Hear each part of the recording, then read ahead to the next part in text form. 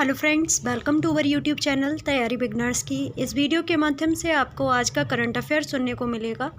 पूरा वीडियो देखिए और चैनल को सब्सक्राइब भी कर लीजिएगा। फर्स्ट क्वेश्चन है, पीले फंगस में निम्नलिखित में से कौन से लक्षण होते हैं। पहला कथन है, वजन घटना और मवाद रिसना, मतलब कि पस लीकेज और वेट लॉस, अंगों का काम करना बंद कर देना और आंतरिक रक्त रिसाव, सुस्ती, उपरोक्त सभी। तो इसके जो पीली फंगस होती है, इसके ये सभी सिम्टम्स होते हैं, तो डी ऑप्शन बिल्कुल करेक्ट हो जाएगा।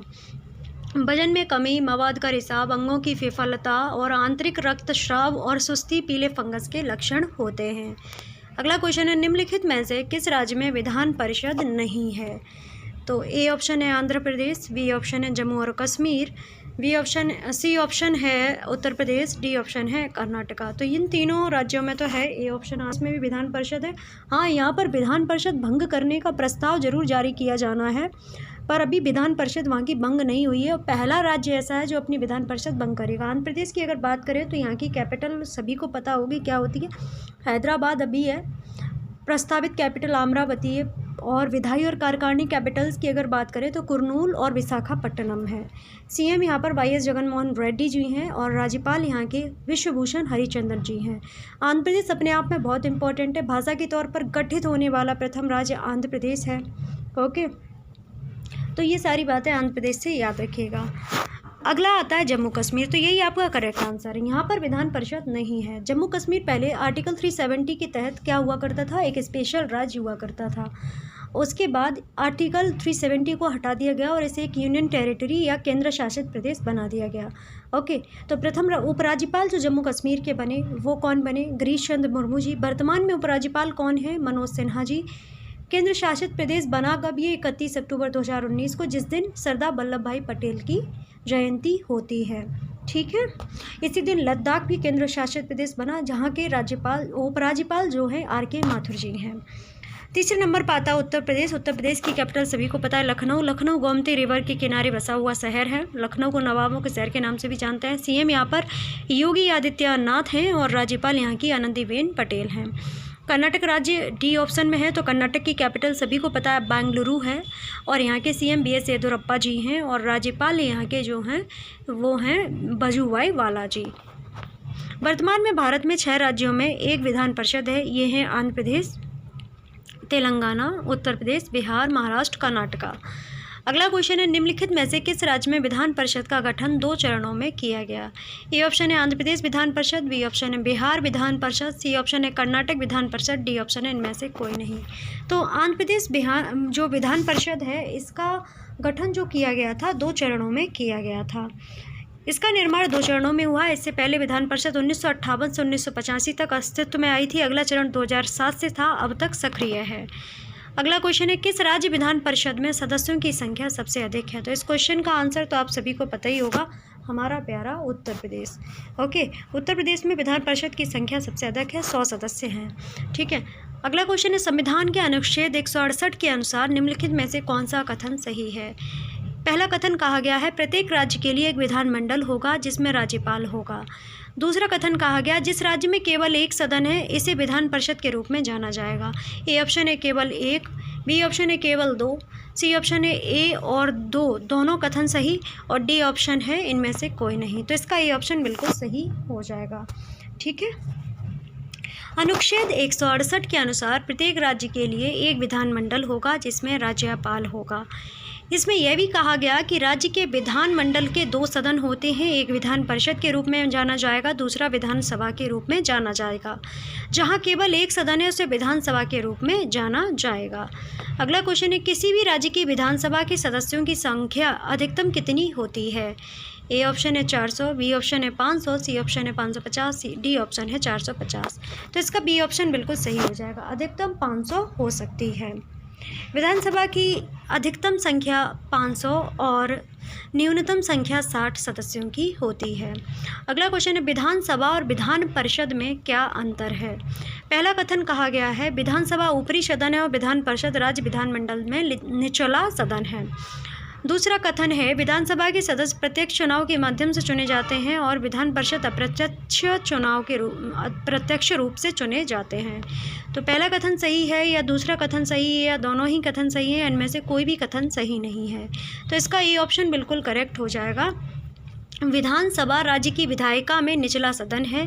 राज्यसभा की तरह विधान परिषद उच्च सदन है। विधानसभा के सदस्य प्रत्यक्ष चुनाव के माध्यम से चुने जाते हैं, जबकि विधान परिषद के सदस्य अप्रत्यक्ष रूप से आनुपातिक प्रतिनिधित्व प्रणाली के माध्यम से चुने जाते हैं।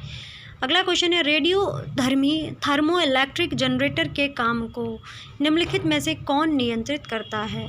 ए ऑप्शन है सीबेक इफेक्ट, बी ऑप्शन है पास्कल्स लॉ, सी ऑप्शन है आर्किमिडीज प्रिंसिपल, डी ऑप्शन है इनमें से कोई नहीं। तो सीबेक इफेक्ट जो है वो क्या करता है, radio isotope thermo electric generator जो कि एक प्रकार की बैटरी है, उसे थर्मोकपल का उपयोग करके रेडियो धर्मी सामग्री के क्षय से निकलने वाली गर्मी को बिजली में परिवर्तित कर देती है। सीबेक इफेक्ट इसे नियंत्रित करता है और इससे आमतौर पर इसमें कोई मूवेबल पार्ट नहीं होता है। अगला क्वेश्चन है किन उपग्रह प्रणालियों को विशेष रूप से आरटीजी की आवश्यकता होती है? पहला कथन है सिस्टम जो लगातार बनाए रखने और सर्विस करने में असमर्थ है। वे प्रणालियां जो सौर ऊर्जा को कुशलता से उत्पन्न करने में असमर्थ हैं। तो केवल पहला कथन सही है या दूसरा कथन सही है? दोनों ही कथन सही है। तो पहला कहा गया कथन बिल्कुल सही है। तो पहले कथन में क्या कहा गया है? आरटीजी उन प्रणालियों में स्थापित होते हैं जो लगातार बनाए रखने और सर्विस होने में असमर्थ होते हैं, सौर ऊर्जा को कुशलता से उत्पन्न करने में असमर्थ होते हैं या जिन्हें लंबे समय तक मानव सहायता के बिना संचालित रहने की आवश्यकता होती है या न्यूनतम मानव संपर्क की आवश्यकता होती है। अगला कथन है किस देश ने पहली बार आरटीजी तकनीक का प्रयोग किया है? ए ऑप्शन है रूस, बी ऑप्शन है अमेरिका, सी ऑप्शन है फ्रांस, डी ऑप्शन है जापान। तो इसका ए ऑप्शन बी ऑप्शन बिल्कुल सही हो जाएगा। 1961 में शीत युद्ध के बाद यूएसए के ट्रांजिट 4A मिशन के लिए आरटीजी का पहली बार अंतरिक्ष में उपयोग किया गया था। संयुक्त राज्य अमेरिका की अगर बात करें तो राजधानी वाशिंगटन डीसी, सबसे बड़ा शहर न्यूयॉर्क, संघीय संसदीय लोकतंत्र यहाँ की सरकार है, राष्ट्रपति जो बाइडेन है, कमला हैरिस यहाँ की उपराष्ट्रपति हैं, अमेरिकी डॉलर यहाँ का करेंसी है। अगला क्वेश्चन है किस भारतीय अर्थशास्त्री को स्पेन के प्रिंसेस ऑफ आस्टूरियस अवार्ड से सम्मानित किया गया है? तो प्रिंसेस ऑफ आस्टूरियस अवार्ड से अमर्त्य सेन को सम्मानित किया गया है। भारतीय अर्थशास्त्री और नोबेल पुरस्कार विजेता अमर्त्य सेन को सामाजिक विज्ञान श्रेणी में स्पेन के प्रिंसेस ऑफ आस्टूरियस अवार्ड से सम्मानित किया गया है। 87 वर्षीय दिग्गज को इस सामाजिक विज्ञान पुरस्कार के लिए नामांकित 20 देशों के 41 उम्मीदवारों में से चुना गया है। अकाल पर उनके शोध और मानव विकास के उनके सिद्धांत, कल्याणकारी अर्थशास्त्र और गरीबी के अंतर्निहित तंत्र को संस्थान द्वारा मान्यता प्रदान की गई थी। अगला क्वेश्चन है हाल ही में चर्चा में रहा टाइग्रे किस देश से स्थित एक शहर है? तो ये इथोपिया में स्थित है। संयुक्त राष्ट्र ने चेतावनी दी है कि इथोपिया के युद्धग्रस्त क्षेत्र टाइग्रे में अकाल से बचने के लिए तत्काल उपाय की जरूरत है। टाइग्रे में संघर्ष 7 महीने से अधिक समय से जारी है और अनुमान है कि इसने हजारों लोगों को मार डाला और सहायता की आवश्यकता में लगभग 5 मिलियन लोगों को छोड़ दिया। इथोपिया के प्रधानमंत्री अबी अहमद ने 2020 में टाइग्रे में एक सैन्य अभियान का आदेश दिया था। अगला क्वेश्चन है हाल ही में खबरों में रहा prevention of anti social activities act Pasha किस भारतीय केंद्र शासित देश में पेश किया जाएगा? तो ये लक्षद्वीप में पेश किया जाएगा। लक्षद्वीप एक केंद्र शासित प्रदेश है जिसकी कैपिटल जो होती है वो कौन सी होती है? कावरती ही होती है। कावरती इसकी कैपिटल होती है और इसका गठन जो हुआ था 1956 के अंदर हुआ था 1 नवंबर को, और प्रफुल्ल पटेल के पास उपराज्यपाल का अतिरिक्त प्रभार है। केरल उच्च न्यायालय है जिसका गठन 1956 में हुआ था। ये केरल और लक्षद्वीप के लिए कार्य करता है। मुख्य न्यायाधीश यहाँ के एस मनी कुमार जी हैं। स्टैटिक पोर्शन की अगर बात करें तो यहाँ पे द्वीपों की कुल संख्या 36 है। शासकीय भाषा यहाँ की हिंदी और अंग्रेजी है। मलयालम यहाँ की जो है भाषा है। मिनिकॉय द्वीप में माहल भाषा बोली जाती है। उद्योग की बात करें लक्षद्वीप की तो मछली पकड़ना प्रमुख उद्योग है। नारियल जटा की कटाई और उसके धागों का उत्पादन यहाँ का प्रमुख उद्योग धंधे हैं। पर्यटक स्थल की बात करें तो द्वीप समूह का मुख्य आकर्षण कावरती द्वीप, समुद्र तल, मिनिकॉय द्वीप, अगती द्वीप, बागारंगा द्वीप। कावरती द्वीप का प्रशासनिक मुख्यालय यहाँ पर्यटन का एक महत्वपूर्ण उद्योग है। ओणम, विशु, रमजान, ईद, मुहर्रम, ईस्टर, क्रिसमस यहाँ के प्रमुख त्यौहार हैं। लक्षद्वीप के प्रथम जो प्रशासक थे वो थे UR मणिकर। लोकसभा की संख्या यहाँ पर 1 है। 1956 में इस द्वीप को केंद्र शासित प्रदेश बनाया गया। 1973 में लंका द्वीप, मिनिकॉय और अमीनी द्वीप समूह का नाम लक्षद्वीप रखा गया था। लक्षद्वीप का सबसे छोटा द्वीप जो है वो है विट्रा। कावरती तथा कल्पेनी में दस्तकारी प्रशिक्षण केंद्र है। लक्षद्वीप और मिनिकॉय में सबसे छोटा राजस्व अधिकारी अमीन कहलाता है। समुद्रपुत्र के नाम से भी लक्षद्वीप को जाना जाता है।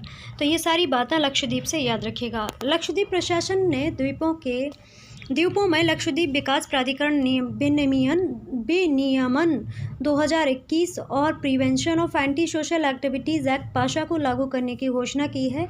पासा प्रशासन को बिना किसी सार्वजनिक प्रकटीकरण के किसी व्यक्ति को 1 वर्ष तक अवधि के लिए हिरासत में रखने का अधिकार देता है। अगला क्वेश्चन है, सेक्सीगुंडई शहर में 6 बलि के गड्ढे खोजे गए हैं, ये किस देश में स्थित है? सेक्सीगुंडई जो शहर है ये चीन देश में अवस्थित है। यहाँ पर चीन की बात आई तो चीन की कैपिटल बीजिंग, सबसे बड़ा शहर शंघाई, मंडारिन यहाँ की सबसे बड़ी राजभाषा है और मंडारिन सबसे ज़्यादा बोली जाने वाली भी भाषा है। हिंदी में भी ये प्रश्न पूछा जाता है। मुद्रा यहाँ की युआन और रैन मिनबी है। डिजिटल करेंसी लॉन्च करने वाला चीन पहला देश है। सेकेंड डिजिटल करेंसी किसके द्वारा लॉन्च की गई? कमेंट सेक्शन में बताइएगा, नहीं बताते तो हम ही बताते हैं, अमेरिका के द्वारा। ठीक है, राष्ट्रपति यहाँ के शी जिनपिंग हैं और ली कचियांग यहाँ के प्रधानमंत्री हैं। हैंड इन हैंड नामक सैन्य अभ्यास भारत और चीन के मध्य में आयोजित किया जाता है।